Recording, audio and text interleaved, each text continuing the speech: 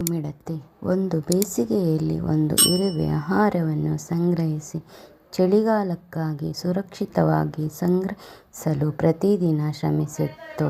ಆದರೆ ಅದರ ಸ್ನೇಹಿತ ಮಿಡತೆ ನಗುತ್ತಾ, "ನೀನು ತುಂಬ ಕಷ್ಟಪಟ್ಟು ಕೆಲಸ ಮಾಡು, ವಿಶ್ರಾಂತಿ ಪಡೆಯು" ಎಂದು ಹೇಳಿತು. ಮಿಡತೆ ಬೇಸಿಗೆಯ ಉದ್ದಕ್ಕೂ ತಯಾರಿ ಮಾಡುವ ಬದಲು ಆಟವಾಡುತ್ತಾ ಆಡುತ್ತಾ ಕಳೆದಿತು.